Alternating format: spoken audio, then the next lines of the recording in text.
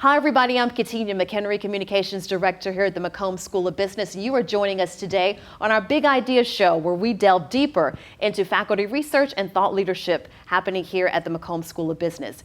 My guest today is Sam Kruger. He is Assistant Professor of Finance here at the McCombs School of Business, and he, along with two other authors, are introducing a new paper focusing on personal infidelity and professional conduct. And so we're talking about that here today. Thank you so much for joining us today, Sam. Well, thank you so much. Thanks for having me. You're welcome. So tell me a little bit of just about the motivation for your paper. You, along with John Griffin and another author at Emory University named Gonzalo Maturana. Yes. So tell me just what the motivation was behind your paper. Yeah, absolutely. So the big question that we're looking at is personal infidelity informative about professional conduct?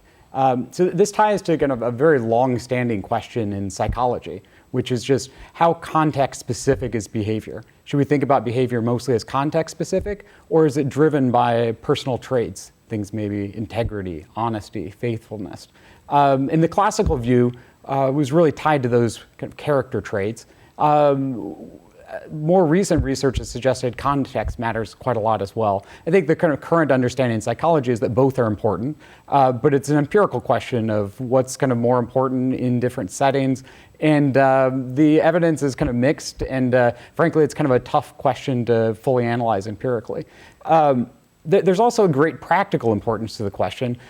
Because we find ourselves in situations like this all the time where we see information and we need to determine whether it's relevant for decision making. So you see somebody engaged in some sort of personal conduct. Is that informative about how you should expect that person to act in a professional setting or not? To make things even more concrete, maybe you learn about marital infidelity from, say, a political candidate.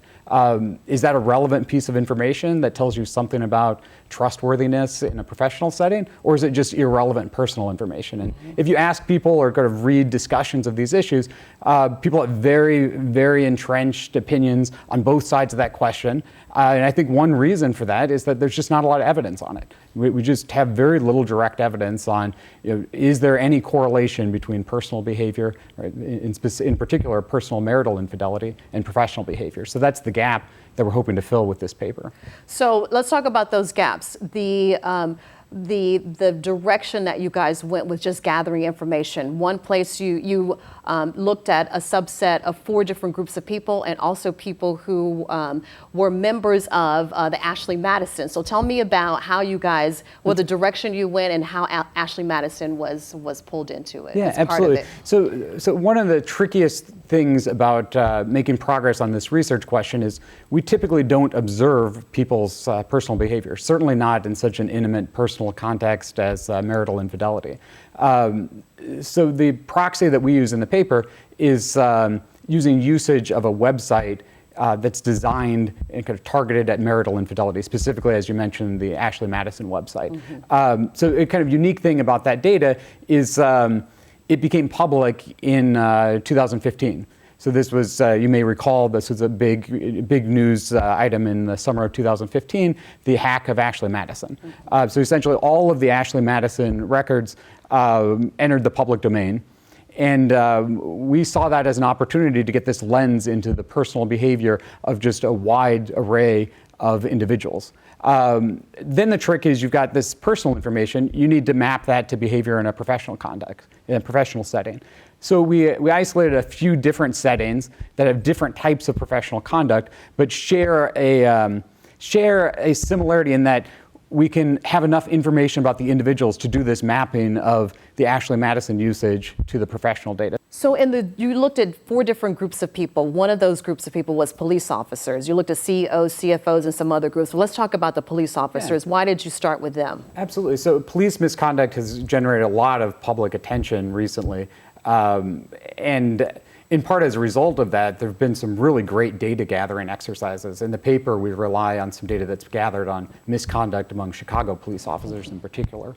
And I think that the focus of a lot of the research that uses that data is emphasizing just the prevalence of misconduct. What we do in the paper is try and look at officers who engage in that misconduct and compare them to other officers without misconduct. Certainly these sort of complaints are not universal amongst police officers. And we want to understand are there differences in personal behaviors amongst those two groups of officers? So we look at officers who had multiple complaints, officers with at least 5 complaints, or officers that had some sustained complaint that resulted in a reprimand or some disciplinary action. And then we're going to compare that set of officers. So through this, we identify, I think it was 960 misconduct police officers. And then for every single one of those officers, we're going to match them to somebody else who is also a Chicago police officer, working in the same district at the same time, had approximately the same age, approximately the same number of years of experience on the Chicago police force. And we're going to look those two groups, what was their propensity to use Ashley Madison? Now, there's still an extra gap that we have to do of trying to figure out how do you tell if these people are in the data or not. So to do that, we need to identify personal mailing addresses, email addresses. We're going to look at, was this person did this person have a transaction with Ashley Madison? Were they a paid user of Ashley Madison? Does an email address affiliated with this person show up in the user data more generally? And the sort of headline finding from that is that if you compare these two groups, the misconduct officers used Ashley Madison at about double the rate that the non-misconduct officers. So there seems to be a pretty strong correlation between this personal behavior and the misconduct we see in a professional setting. Yeah. What was interesting, one of the stats that I found very interesting in the paper was studies suggest that 20 to 40% of men and 20 to 25% of women have an extramarital affair at some point in their lives. Was that surprising to you? Well, I think that's sort of in the backdrop. We've come across those studies before. Yeah. It is certainly true that the behavior we're looking at, we're looking at a small slice of marital infidelity more generally. Yeah. And in some ways, I think that makes our results even more striking, that we're not observing all marital infidelity. We're observing people who used one particular website that was kind of catered towards this behavior. But even that sort of limited signal is still informative about professional behavior. Yeah. You also cite the Me2 movement in the paper. So just tell me the connection that you were able to make with the research and where we are in the Me2 movement and how the Me2 movement has had the roots of it and how organically it's grown. That's right. So the Me2 movement, I think one thing in particular that it's generated is a lot more focus on just sexual conduct. And I think one thing that we take away from this paper is showing that sexual conduct, in the conduct we're looking at is a little different than the sexual harassment or sexual assault that the Me2 movement is focused on. But this sort of sphere of personal conduct is pretty correlated with other professional outcomes. So if we think that the Me2 movement might generate extra attention on this, it may have a side benefit of kind of making corporate cultures more ethical in general, not just in that very particular context. So what else does it tell you just about someone's personal behavior and how much it affects their professional setting when it comes to CEOs and CFOs, not just police officers? Yeah, absolutely. So as I mentioned before, we look at this in 4 different settings. So we have the police officers, kind of similar to the police officers, we have a large set of financial advisors who are able to do this same exercise of we observe the personal conduct of the financial advisor. We compare that to a matched sample of people without misconduct. Same sort of result with respect to the Ashley Madison usage. We do a similar exercise with defendants to SEC litigation. We look at the individual who's defendants on these civil cases brought by the SEC and compare those to a matched sample. Same result. The executives, we kind of take one step further. So for the executives, we're no longer looking at individual misconduct in the professional setting. Rather, we're looking at firm outcomes.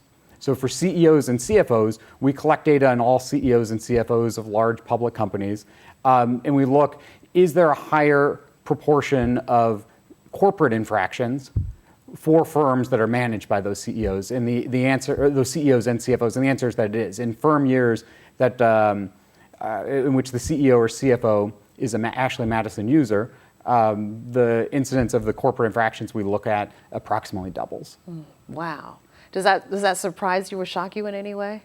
Well, I think it highlights 2 things. It's that in order to get a result that's strong, you need both this strong connection between personal and professional behavior. Yeah. And I think that's borne out in the other results as well. And then you need this extra ingredients of it does seem that CEOs and CFOs are quite influential about some of these corporate level infractions. So you really need those two ingredients. Yeah. Does the research tell you anything about the person's environment or how they grew up or their background, how they became or how they make the choices that they do, and how their professional and personal are sort of intertwined in a way when it comes to their misconduct and their behavior? Well, I think the novel thing about the research is this is kind of, in my mind, in particular with respect to this marital infidelity measure, this is kind of the first study that's been able to look specifically, is there a correlation at all? Yes. Are these things at all related? Is this information at all probative about professional conduct?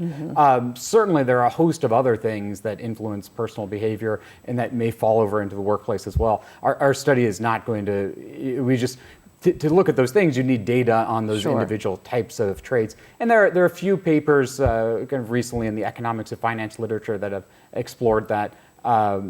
The channel that we find seems to be somewhat different than that. Yeah. You guys also talk a little bit about just character traits, things like honesty and integrity, and how your research brought that to surface. Like, those things really do matter, and they have a lot to do with how someone conducts himself in the workplace. Well, I think that's right. I mean, that kind of ties back to this broad psychological literature that I talked about initially. There's this question of, should we think about behavior being a function of those sorts of traits, or is behavior something that's purely driven by context?